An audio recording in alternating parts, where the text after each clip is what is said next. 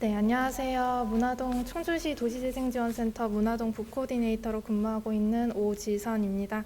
발표 시작하도록 하겠습니다. 먼저 목차입니다. 간단한 사업기호 소개, 문화동의 주민상인협의체, 문화어울림 프로그램, 주민주도 공동체 활동, 향후 계획 순으로 발표하도록 하겠습니다. 문화동이 도시재생 뉴딜 사업에 눈을 띄게 된 계기는 이렇습니다. 먼저 문화동은 충주시의 중앙부로 과거에는 상업지와 주거지가 밀집하여 있었는데요. 1990년대 이후 시가지 외곽의 택지 개발 사업으로 인한 공동화 현상이 심화되었고 서충주 신도시 조성 사업에 따른 대규모 인구 유출이 예상되었습니다. 또한 이전에는 충주시청, 충주의료원 등 공공시설이 위치하고 있었는데 1997년에는 충주시청, 2012년에 충주의료원, 2018년에 남한강 초등학교가 이전되며 상권 침체가 가속화되었습니다. 그러나 충주의료원 자리에 충주건강복지타운이 건립되고 충주시가 당뇨바이오 특화 도시로 선정이 되면서 문화동이 당뇨 특화 도시로서의 정체성을 가질 수 있겠다는 가능성 역시 생겼습니다. 이러한 배경에서 도시재생 뉴딜 사업을 시작하게 되었는데요. 사업 기간, 사업 위치, 사업 규모, 사업비는 보시는 바와 같고요. 사업 내용에 대해 간단하게 말씀을 드리자면 문화어울림센터 조성, 문화어울림 프로그램 운영, 주민 커뮤니티 쉼터를 조성하는 커뮤니티 거점 문화동, 안전한 보행길 만들기, 리본 프로젝트, 집수리 사업 등을 지원하는 쾌적하고 걷기 좋은 문화동, 그리고 마을관리 협동조합 운영, 골목경제 활성화를 지원하는 커뮤니티가 살아 숨쉬는 문화동, 이렇게 크게 세 가지입니다. 추진사항은 다음과 같습니다. 주요한 사항만 몇 가지 말씀드리자면 18년도 8월에 도시재생 뉴딜 시범사업에 선정이 되었고요. 같은 해 12월에 도시재생 선도지역에 지정이 되었습니다. 19년도 7월에는 활성화 계획이 승인되었고 같은 해 10월 주민공모사업 축제가 개최되었습니다. 2020년에는 현장지원센터 준공, 동아리 지원사업, 집수리 사업, 도시재생대학원, 어울림센터 설계 용역 착수 중 활발하게 사업 진행 중입니다. 올해 준공된 저희 현장지원센터에 대해 간단하게 소개해드리자면 뉴딜 사업지 내에 준공이 되었고요. 매주 수요일에는 현장지원센터 총괄 코디네이터와 부코디네이터와 상주하고 있고 주민활동가 2인이 정기적으로 활동 중입니다. 주요 업무로는 도시재생 역량 강화 프로그램 운영, 도시재생 거버넌스 운영 지원, 지역 내 유관기관 협업, 도시재생 사업 홍보, 주민참여 활성화 지원 등의 업무를 하고 있습니다. 이 중에서 도시재생 사업 홍보나 주민참여 활성화 지원을 위해 현장지원센터만큼 노력하고 있는 곳이 있는데요. 바로 저희 문화동 주민상인협의체입니다. 다른 지역들이 그렇듯 문화동 역시 주민상인협의체가 구성되기까지 많은 갈등이 있었는데요. 다수의 의견을 하나로 모아야 하고 지역 사회에 도움이 되는 단체이다 보니까 여러 트러블이 생겼습니다. 저희가 이런 갈등을 해결하기 위한 방안은 주기적인 회의 개최를 통한 상호 간의 의견 수렴 및 반영이었습니다. 2주에 한 번 정도 충주시 도시재생지원센터와 현장지원센터 담당자가 참석하여 도시재생지원센터 회의를 개최하고요. 그 회의에서 나온 논의사항 같은 것들을 주민활동가와 함께 문화동 현장지원센터장 회의에서 논의를 합니다. 그리고 사업 추진에 중요한 결정사항이 있을 때는 1년에 1, 2회 정도 도시재생 사업추진협의회를 개최하여 논의합니다. 이렇게 보시는 것처럼 원활한 사업 수행을 위해서는 주민상인협의체, 현장지원센터, 충주시를 잇는 통로가 굉장히 중요한데요. 저희는 주민상인협의체가 만들어진 이후 주기적으로 회의를 개최하여 뉴딜 사업 추진 상황을 공유하고 의견 수렴 사업에 적극 반영하고 있습니다. 이런 식으로 갈등을 넘어 유기적인 관계의 주민상인협의체가 구축이 되었습니다. 회원 수는 총 81명이고 10명의 임원진으로 구성이 되어 있는데요. 임원진은 역할에 따라 세부적인 직책이 나누어져 있습니다.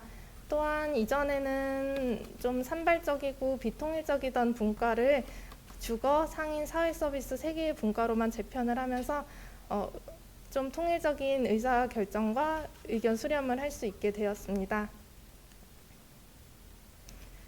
주민상인협의체는 주민들을 대변하고 현장과 센터를 잇는 통로로 활동을 하고 있는데요. 올해 시작된 저희 집수리 지원 사업 같은 경우 상반기에 총 150가구가 신청하여 30가구가 선정되었습니다.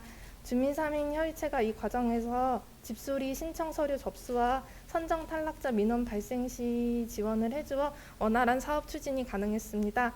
또한 리본 프로젝트 사업을 진행하면서 철거 작업 등을 하다 보니까 사업지 주변 거주자들로부터 작은 민원이 발생했는데요. 주민상인협의체가 가장 현장과 가까이 있는 분들이다 보니 직접 현장을 확인하고 사업 담당자에게 해당 사항을 전달해 주어 원활한 민원 해결이 가능했습니다. 주민들이 이렇게 도시재생 뉴딜 사업에 적극 참여하게 된 계기는 저희가 진행한 문화 어울림 프로그램 덕분이었는데요. 2018년에는 9월부터 11월까지 생생활력 도시재생 대학이라는 이름으로 기본적인 도시재생 뉴딜 사업의 이해에 대한 강의를 하였고, 2019년 8월부터 11월까지는 문화동 도시재생대학 기초과정을 진행하며 도시재생 사업에 대한 이해와 공감대 확산을 도모하였습니다. 그리고 2020년엔 7월부터 11월까지 문화강사 스피치와 상인 서비스 강의를 하며 지역 내 문화강사 육성 및 상인 육성을 통한 골목 상권 활성화를 도모하였습니다. 이렇게 세 차례에 걸쳐 85명의 주민들이 수료하였고,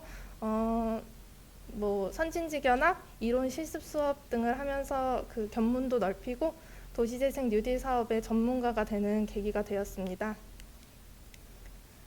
주민들은 이렇게 교육을 통해서 도시재생 뉴딜 사업에 대한 이해도 높아지고 현장지원센터에서도 적극 지원을 하여서 주민 공모 사업을 시작하게 되었는데요. 2019년에는 행복플래닛, 카페 글로리아, 문화 아카이빙 3개 동아리가, 2020년에는 문화동 난타깡패, 꿈꾸는 부엌, 행복플러스, 문화마을 기획단, 88민턴 동호회 5개의 동아리가 활동을 하고 있습니다. 모두 주민들이 주도적으로 이제 사업 내용을 이제 지역 사회에 도움이 될 만한 내용으로 구성을 했는데요. 문화 아카이빙 동아리 같은 경우는 문화동의 역사를 기록하고 공유하는 내용으로 진행을 했고, 2020년에 꿈꾸는 부엌 같은 경우는 도마를 만들어서 결과물을 이제 소외계층에 나누는 그런 활동 등을 했습니다. 이렇게 보시는 것처럼 주민들이 직접 지역 사회에 도움이 될 만한 내용을 고민하고 진행했다는 것에서 굉장히 의미가 깊다고 생각을 합니다. 2019년 진행한 주민공모 사업은 그 결과물을 이제 축제에 활용을 하기도 했는데요. 2019년 10월 25일에 추억하는 남한강, 비상하는 남한강이라는 주제로 남한강 초등학교가 이제 이전을 하면서 그 아쉬움을 달래기 위해 축제를 개최했습니다. 이 과정에서 동아리 결과물도 함께 점시하면서 큰 호응을 얻었는데요. 올해도 이제 비슷한 내용으로 축제를 진행 예정이었으나 코로나 때문에 아쉽게 진행하지는 못했습니다. 이런 식으로 현장지원센터에서 2019년에 3팀, 20년에 5팀의 주민 공모 사업을 통한 주민참여 활성화 및 지원을 하며 문화동 내 침체된 골목 상권을 활성화시키고 주변 주민 상인들의 니즈를 반영한 활동 지원 및 사업 참여 확대 유도, 빈 점포를 활용한 공동체 창업 시험 무대 제공, 주민과 상인 활동의 성과 공유를 축제로 연계 발산했다는 긍정적 효과를 가지고 오기도 했습니다.